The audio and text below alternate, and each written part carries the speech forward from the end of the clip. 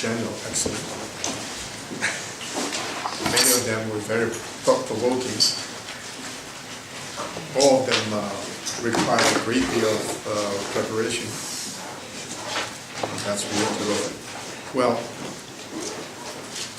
last week I was thinking about the possibility of sharing some of my ideas on the final section, Dialogue Among Civilizations and a Global Ethic. I was not able to do that, even though at least one paper was on globalization, so we touched upon that question.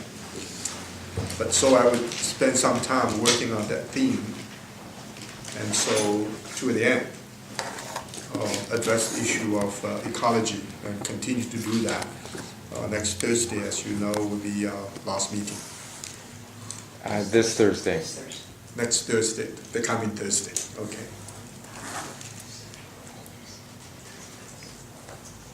We are all familiar with the dialogue among civilizations, especially the question of Universal Declaration of Human Rights. So the first question I want to pose is a rather interesting phenomenon. An organization called Inter-Action Council. I'm sure that most of you, maybe all of you, haven't heard about it. But it is an extremely important council. This council was established by the former Japanese Prime Minister Fukuda, and I think it existed for at least a decade. Members of the council consist of formal heads of state. You cannot join it if you are now a head of the state, but you can only join it as formal heads of state, and you cannot join it voluntarily. You have to be invited or recommended or nominated. A German chancellor by the name of Schmidt was actually the spirit behind the whole thing. They, a few years ago, decided to develop a very important document. When I read the document, I was impressed. It's called the Universal Declaration of Human Responsibilities. Why, the question I want to pose, why the document was so severely criticized, and the liberal press refused to accept it as a very important document.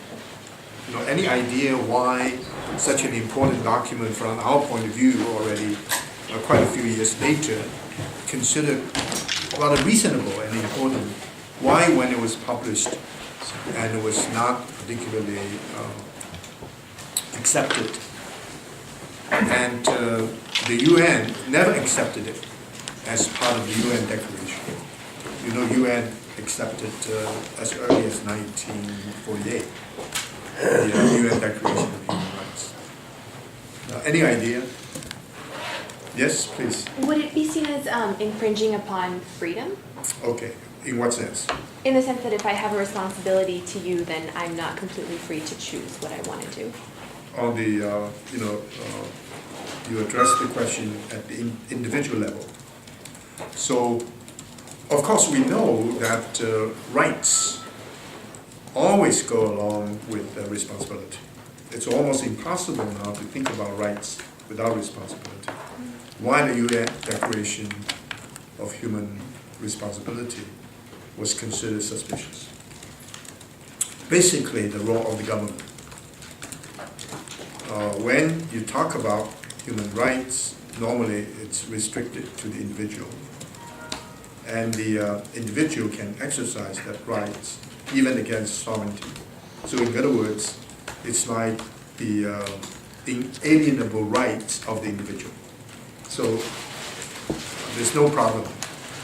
And of course we know it puts a lot of emphasis on individual action, individual choice, as you pointed out, and individualism. What are the problems with the Declaration of Human Responsibility? One of them, perceived by the critics, was the danger of government's politicization of that idea. In other words, government may impose responsibility and use responsibility as an excuse for not allowing freedom, freedom of speech, freedom of assembly, and so forth to be widely accepted.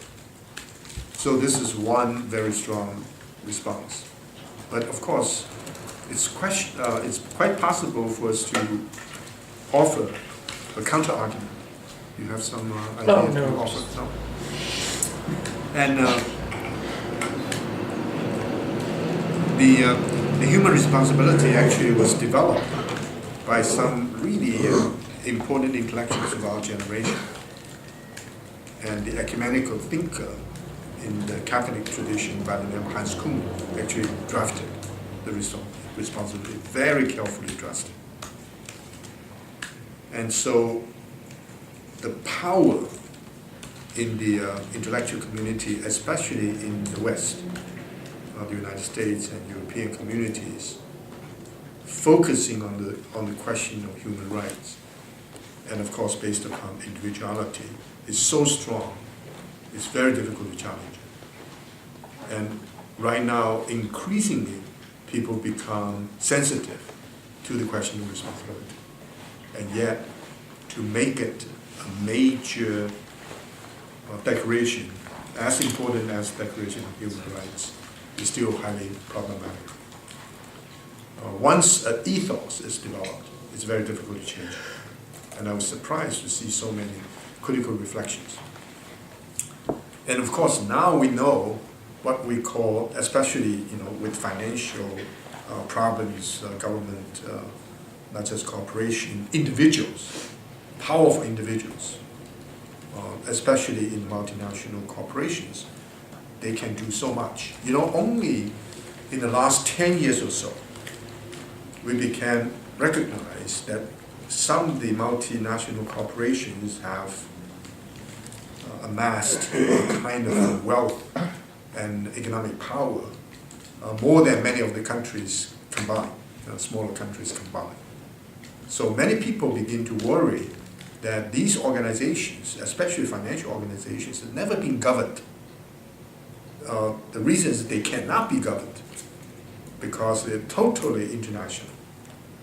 They're totally beyond the control of any particular government. Since we do not have a world government, we do not have a system that's able to look at the well-being of the world as a whole. We have no way of doing anything. And you're a student of economics, is that right? Yeah. Yeah, basically. And so what is to be done? So there's some idea of the ethic of responsibility. And this ethic is based upon one view, very important view, that is policies can be formulated without understanding, or not just policies, but even ideologies and ideas can be developed without any responsibility of the unintended consequences of these ideas, ideologies, or policies. I use the term unintended very importantly because once an idea is proposed, there's always the justification. It is good for the majority of the people, if not for everyone. So everybody accepts that as something very important and very powerful. And one obvious example, of course, is market economy. And for many years, and powerful organizations, forums, many of you know these great forums all over the world, they promote market economy with the assumption, which is also a very strong assumption in American economy for ages, that is, if the wealth of the world increases, there's a trickling down process, and everybody benefits. So the argument is this: the richer become richer, but the poorer not necessarily become poorer. So everybody accepts it. When the pie is getting bigger and bigger, the division is totally unequal, but everybody has a better share of the pie. So it's important to generate economic power. But now we know it didn't happen. Empirically,